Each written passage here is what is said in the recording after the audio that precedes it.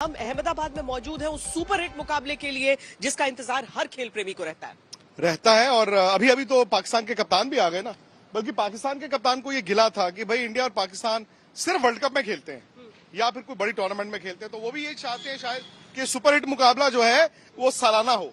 लेकिन ये बड़ा मुकाबला है श्वेता, और पूरी तरह से दबाव जो है पाकिस्तान पे है। एक्चुअली जब तक बायलैटरल क्रिकेट होती रही तब तक भारत और पाकिस्तान के प्रदर्शन को आंकने के लिए हमेशा आपके पास लंबे आंकड़े रहते थे, लेकिन यहाँ पर जब से वर्ल्ड कप 2014 के बाद से तो डिप्लोमेसी के लिए इस्तेमाल ही नहीं हुआ है क्रिकेट का, तो इसीलिए हम World Cup to World Cup, Asia Cup to Asia Cup या फिर चैंपियंस ट्रॉफी ऐसे मुकाबलों में खेलते हैं। लेकिन विक्रांत, बाबर आजम ने जिस तरह की बातें की हैं, आम ही कहेंगे उसको लेकर थोड़ा आंकना मुश्किल। मैंने देखा कि बाबर ना अपने आप को रोकते हैं जब बात करते हैं, और शायद ये उनकी कप्तान के तौर पर खासियत है।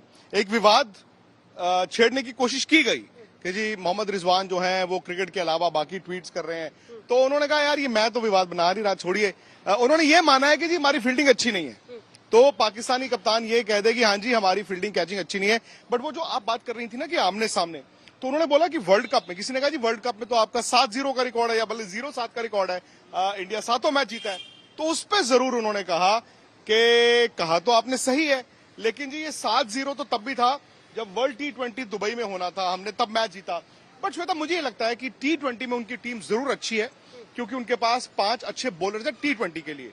द मोमेंट आप शादाब और नवाज की बात करती हैं, वो T20 में 4 ओवर डाल देते हैं। यहाँ पर जो 50 ओवर का मैच है, मुझे लगता है कि पाकिस्तान 50 ओवर में इंडिया से बहुत पीछे है। हालांकि उन्होंने कल प्रैक्टिस की, यहाँ पर अंडर लाइट्स प्रैक्टिस की, और आज अभी से इनकी प्रैक्टिस इस समय चल रही है।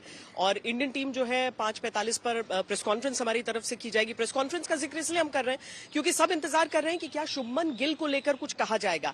कल 45 मिनट उन्होंने प्रैक्टिस यहाँ पर की, डेंगू से पीड़ित है बहुत ज्यादा। जब वो होटल लौट कर आए तो उसमें थोड़ी वीकनेस दिखी, पर मुझे विक्रांत अच्छी चीज ये लगी कि एक खिलाड़ी वो जज्बा दिखा रहा है कि बीमारी सही, उनकी जगह को कोई थ्रेट नहीं है, लेकिन वो आए यहाँ पर प्रैक्टिस उन्होंने किया। श्वेता, कोई भी खिलाड़ी क्रिकेट क्यों खेलता है बचपन में? क्योंकि वो इंडिया के लिए खेलना चाहता है, फिर इंडिया के लिए खेलना चाहता है, हर रोज रात को सपना लेता है कि मैं वर्ल्ड कप खेलूंगा। तो उनका ये पहला वर्ल्ड कप था और जिस फॉर्म में वो थे।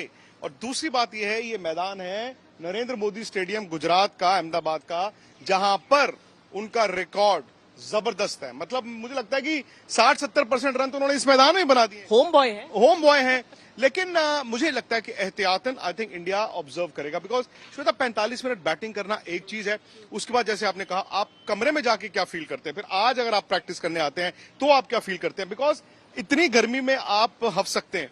और आपने सिर्फ बैटिंग नहीं करनी है, आपने जब 45 मिनट नेट पे बैटिंग करनी है, आप सिर्फ गेंद खेलते हैं, आप भागते नहीं है, आप रन नहीं लेते हैं, प्लस आप 50 ओवर फील्डिंग भी करनी है। और दूसरी बात है कि क्यों आप चाहेंगे, देखिए इंडिया 2 मैच जीत के आया है, उसमें से एक बड़ी टीम ऑस्ट्रेलिया को हरा दिया है, और अगर पाकिस्तान और इंडिया को आमने सामने रखें, I think without Shubman Gill भी इंडिया भारी है। तो आप अगर ये मैच निकाल सकते हैं और शुभमन गिल अगले मैच से तैयार हो जाएं towards the business end of the tournament, वो बेहतर होगा।